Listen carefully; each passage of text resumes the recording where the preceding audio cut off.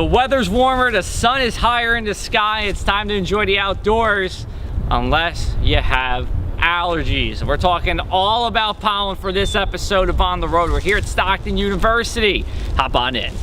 It is a beautiful blue sky here at Stockton University. It's April. It's one of those days where the pollen is just bursting everywhere. It's on your car. It might even be on you. And to help us get a little more insight to pollen season, as well as how pollen forms, we are here with Professor Kathy Sadia. She's an associate professor of biology here at Stockton University, and she's going to help us out with not only the article that you'll see in newspaper and on pressofac.com, but this video as well. Thank you so much for the time. We appreciate it. Oh, my pleasure. Thank you. Wonderful. So first question for you is, when is outdoor pollen season here in South Jersey? Well, since we mostly get our pollen from pines, I would say April to May, this is when it's mostly happening, but trees start producing pollen earlier, sometimes as early as March. And we're looking probably at things like maples and cedars and junipers. All of those are producing pollen, and that can also trigger allergy in people. But pine kind of swamps everything out, as you probably know. Yes, I mean, we're surrounded by pines. We're in, most of our areas in the Pinelands National Reserve, pine barrens all around. How has the allergy season been thus far? And we're recording this in mid to late April. How have we been thus far? Well, we started a bit earlier than, say, 2017. In 2017, if you remember, we had a couple of late snowstorms, so it kind of delayed everything into, I would say, probably like late March.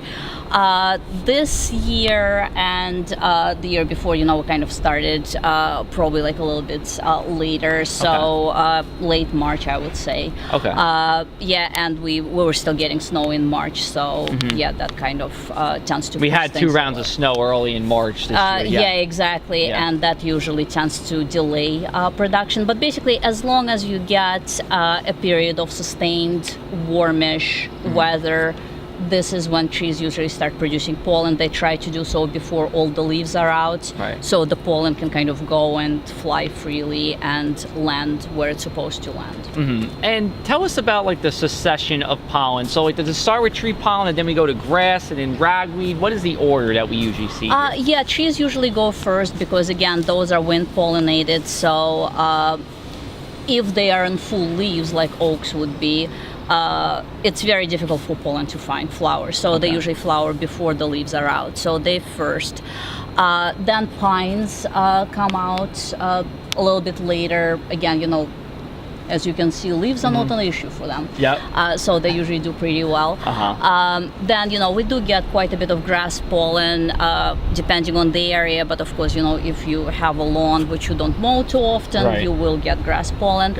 And then ragweed, which is really more of an issue, kind of Central Jersey, North Jersey. You said Central and North Jersey, not just North and South. I was going to wonder if we're going to debate the existence of Central Jersey.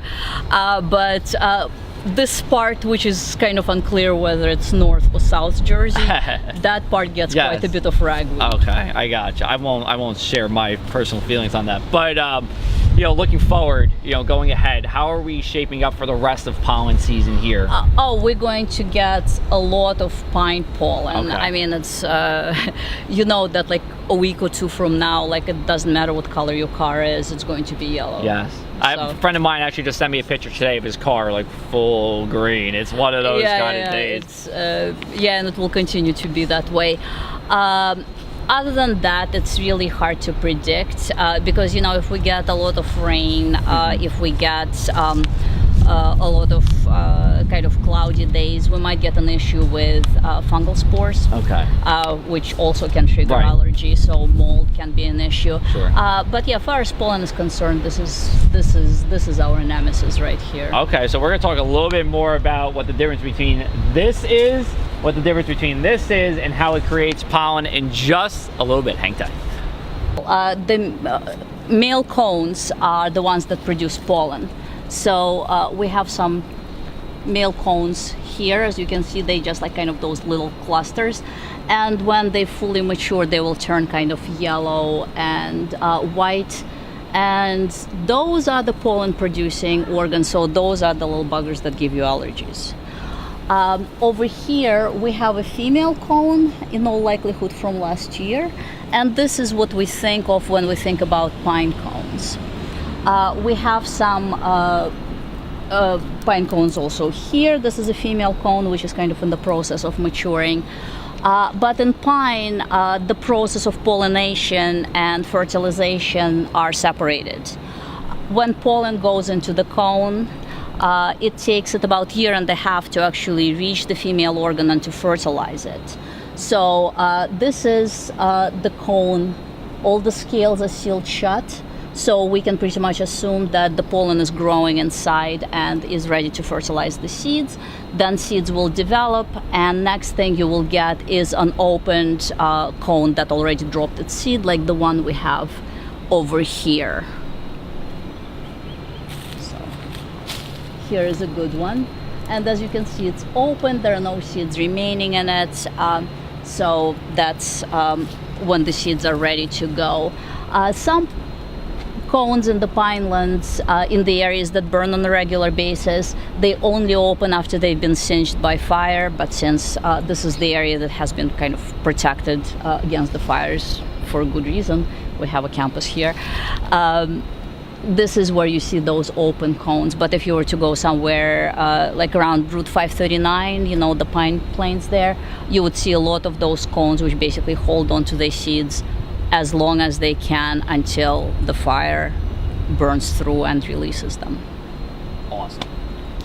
Well, Professor, that was very interesting. We appreciate it. And before before we get wrapped up, what's one thing about pollen that people are surprised to hear about when you talk to people about it? I think people are sometimes surprised to learn how much of it is.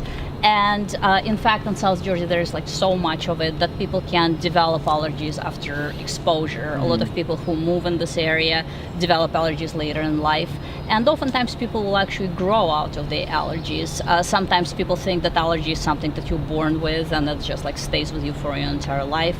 But that's not actually true. People develop allergies, people grow out of the old allergies, so it's human immune system is a wonderful and infuriating thing. It is, and I'm very thankful to my immune system because I used to have allergies and now I'm mostly allergy free. So I can stand here and be fine, no problem. Hopefully I don't develop anything to pine. But Professor, thank you so much for the time. Thank you so much. Thank you, Joe. Appreciate it. And you're on the road.